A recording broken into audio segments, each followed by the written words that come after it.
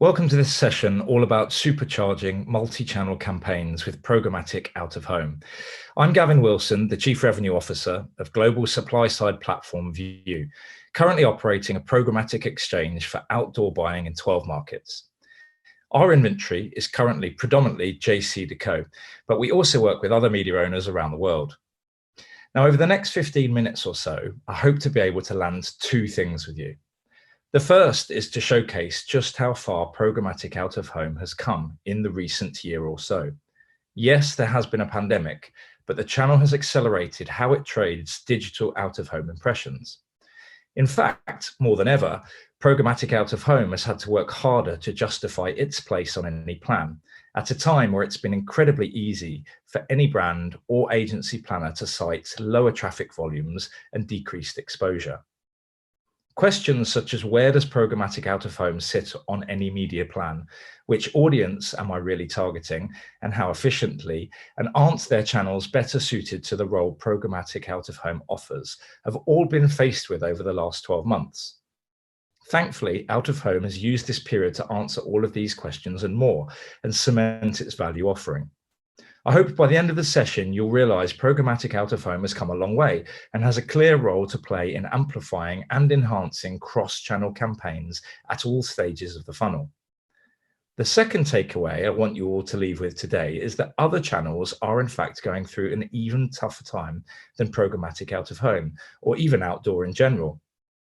Whilst challenging, a global pandemic is something that will pass. However, channels like display and performance display are faced with seismic long-term challenges that are yet to be solved for in earnest, namely the death of the third-party cookie.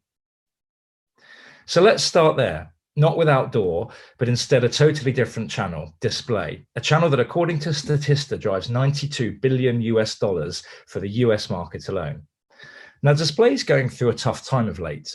Once the golden child of performance, it's been no secret that third-party cookies are being phased out, and the industry needs a solution. Now, whether Google's Flock is the long-term solution remains to be seen, but what is known is that the display market is slowing, and at a sizable rate. Now, before anyone questions my sanity, I'm not for 1 minute suggesting display is dying. It will die, nor will it cease to be a valid channel. I actually come from a display background, and I've seen its meteoric and multi-purpose rise. It has a role and it's very well established. But what can't be disputed is planners, buyers and marketeers are looking at the channel with some skepticism. What will the third-party cookie ruling really mean? What is the long-term solution? How will consumers react to alternative means of data capture? And how will brands make up for that challenge by building their own first-party data assets and strategy? Now, these are all rhetorical questions for now, but all of them create a degree of uncertainty that allows for another channel to carve out its role in delivery and fulfillment. In my opinion, the programmatic outdoor ecosystem can fill that gap and drive a viable alternative offering as a result of many of these issues being non-existent in the out-of-home world. There are no cookies. There are no third-party data capture challenges, and that's before I even think about being brand safe, ads appearing alongside unscrupulous content, or even viewability issues, all additional baggage the display channel is desperate to leave at the door. So if we use that 6% point shift on screen from 24 to 18%, equating to a real figure of a 25% drop in ad spend, that equates to $23 billion of potential US ad spend that needs a home. Is right for us all there to help drive the rationale and context as to why programmatic out-of-home is the viable, reliable, and sensible choice for that spend. Programmatic out-of-home is relatively young and still finding its feet for some areas such as measurement. But as both a performance and brand opportunity, it's the mass scale that outdoor has been renowned for, coupled with the added efficiencies of programmatic, that is really driving interest globally. The question buyers are asking, therefore, is if I can get outdoor in a programmatic option, why wouldn't I use it to complement any direct buying I may still want to secure from my direct relationship with a media owner or SSP? Outdoor and programmatic outdoor become a combination of always-on activity and trigger-based marketing to fulfill major ambitions, launches, or sales targets, and all for huge impact. They complement each other, but of course, the additional spend needs to come from somewhere, and it needs justifying in every organization. Now, COVID has been the elephant in the programmatic out-of-home room for a year now, and traffic and audience numbers have been affected. There is no denying that.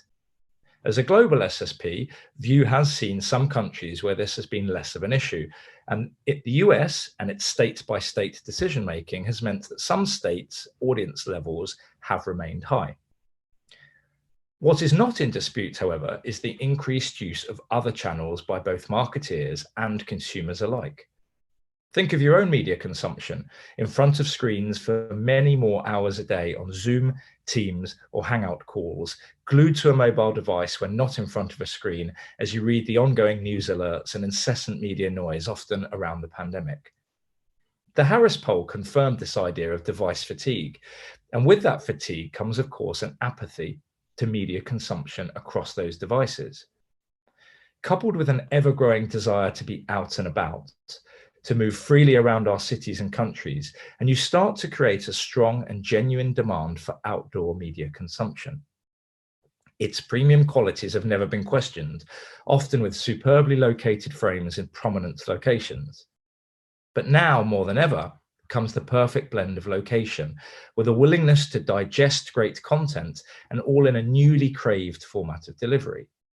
I am, of course, talking about programmatic outdoor. Perhaps now fulfilling that sweet spot of consumer desire and increased audiences, all at still relatively cheap CPMs. And so we come back to our table stakes, reminding marketeers and buyers of the merits of the channel, merits that are perhaps more enhanced now than ever, as consumers strive for a consumption of media that they haven't experienced in over a year, tailored to many, relevant for all, and different to the norm. The channel yields that flexibility that perhaps other channels too offer. And if we want to give a straight comparison to display, both channels can compete in hyper flexible buying that allows for reactive and proactive planning. From a data perspective, however, programmatic out of home has no third-party cookie challenges because there are, of course, no cookies.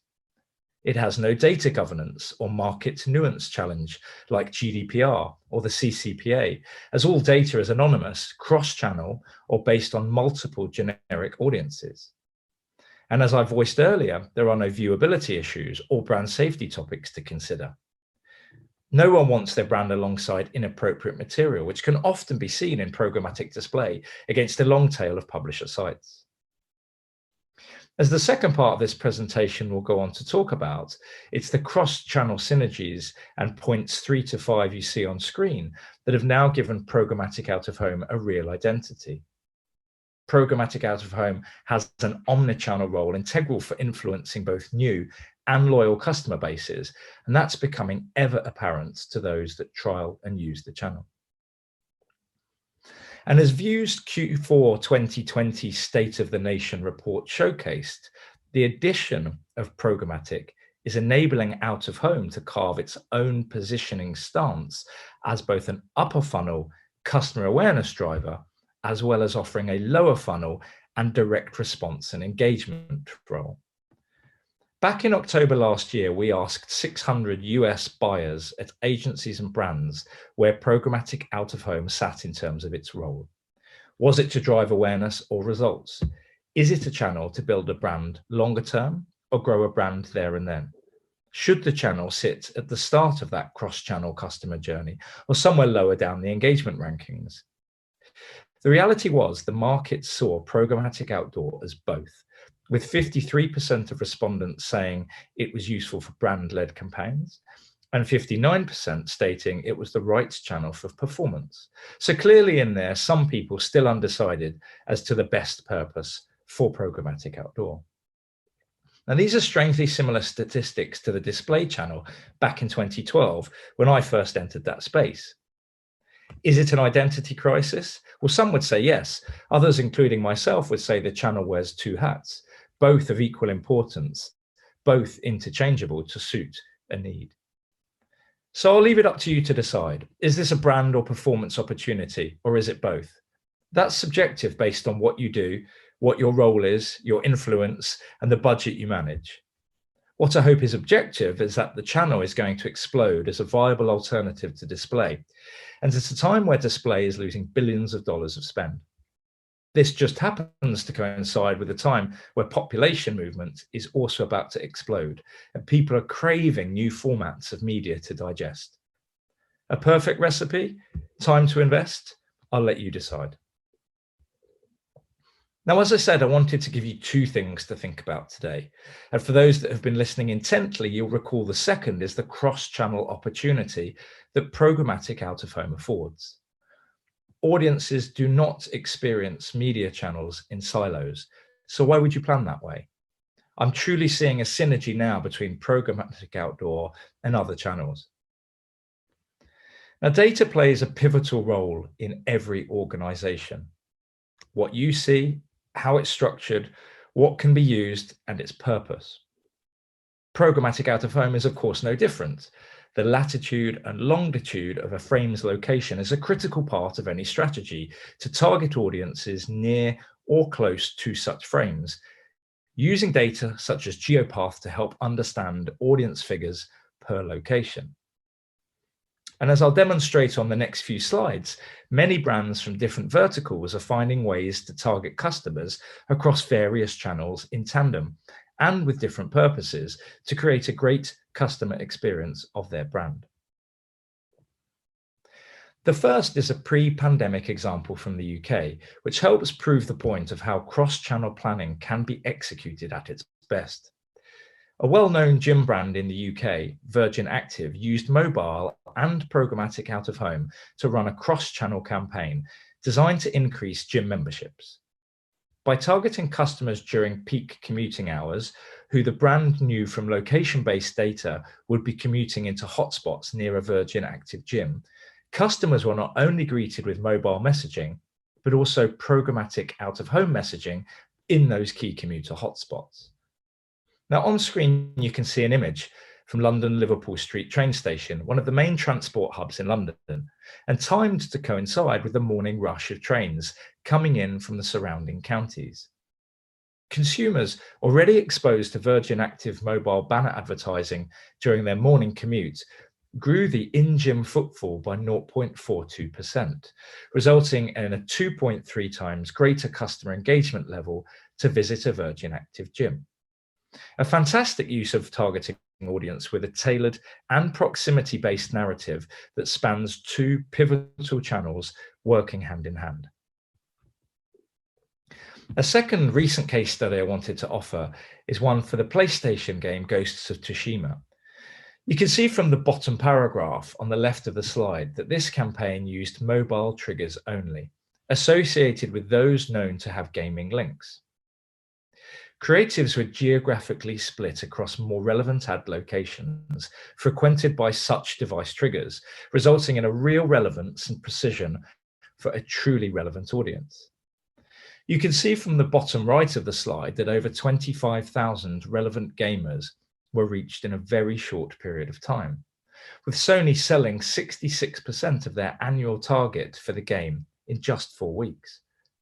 This resulted in almost a 30% awareness of the game versus prior to the game's release, thus creating both a brand association and strong recognition, as well as a direct response link based on the volume of sales. So thank you for listening today. I hope I've given you a few things to really think about. There are, of course, many reasons why many channels offer a valid reason for being on plan, and thus vie for a place on any booking or campaign plan. Planning is complex. It often comes with omni-channel challenges, measurement challenges, and of course, attribution challenges. Sometimes there's a reticence to trial something new, and to stick with what you know often can give the same results. Mostly it's, of course, led by experienced marketeers and planners, knowing what they know or knowing what has historically worked for them when it comes to how they want to talk to their customers. We all love stability and results. Programmatic out-of-home is, however, emerging as a reliable contender to challenge the previous ways of planning. It is well placed as both a brand and direct response channel. It is well placed to capitalize on the increasing consumer movement and demand for new, digestible, and high impact formats, and has ridden a pandemic wave like no other channel, bouncing back stronger than ever, with more DSPs adding programmatic out of home planning to their platform than ever before. Go and chat to the trade desk, to MediaMath, Verizon, Ubermo, or any of the specialist DSP players in your markets, and understand how much work they've put into developing their out-of-home offering. They've been preparing frantically for the planning surge that is becoming evident. At VIOOH alone, we saw a 40% increase in programmatic campaigns in May versus April, and 120% increase for May versus March. June will break more growth records. I'm confident of that. We know other channels are facing a critical time in their evolution.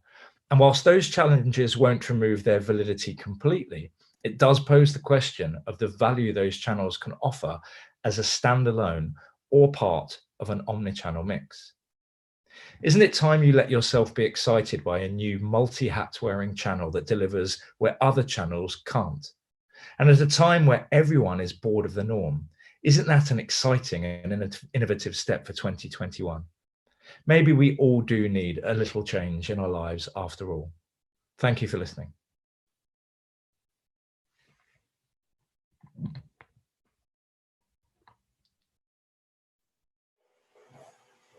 Hi, so thank you for everyone who's tuned in to listen to Gavin. Unfortunately, he couldn't be here today, but I do see that we've got a couple of Q&As in the chat.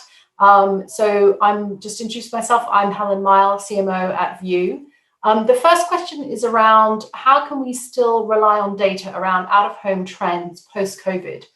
And what I would say to that is that actually programmatic gives you a huge opportunity to use up-to-date data for audience targeting. We know that in a COVID situation, many people have changed their habitual routine. So they're not necessarily doing the same commuting patterns or in the same environments, but they are still out of home. We know that people are very eager to get out and about. The Harris poll in the US has demonstrated that there is a bit of digital fatigue from devices. And people are looking forward to going out of the home environment. So it's about targeting audiences in their new environments, and using data through the DSPs is the best way to do that. And programmatic gives you that option. So hopefully I've answered your question around that. The next question that we've had is around how out-of-home campaigns take into account environmental and sustainability issues. If I understand the question correctly, I can point to a campaign that VIOOH helped run in Belgium, actually, with Renault. So Renault Zoe is the electric car from Renault, and they wanted to use real-time environmental data around air pollution to actually address and update and trigger the campaigns. So anytime the air pollution was rated as high, they would show one version of a creative, and this was triggered to roadside. So it was very accurate, targeting drivers who would be sitting in traffic jams, for instance. And then if the pollution levels were medium, then they showed a different creative. And again, they used triggers through all of that and had fantastic success with that campaign. And actually, we were delighted it recently won a Campaign Tech Award for use of data. So I think that hopefully addresses some of it. In terms of sustainability, if you're talking more generally out of home, of course, with digital, you can have a lot more creative executions. You would be able to the landlord would be able to potentially utilize green sources of electricity to run the actual frames. There's a lot of initiatives that out-of-home media owners can do to be more environmentally conscious, and also the move away from paper or more traditional static displays also speaks to that as well. So hopefully that's answered that question. But if you do have any more questions, I've still got a couple more minutes. So please put them in the chat and I'll be able to address them live for you now.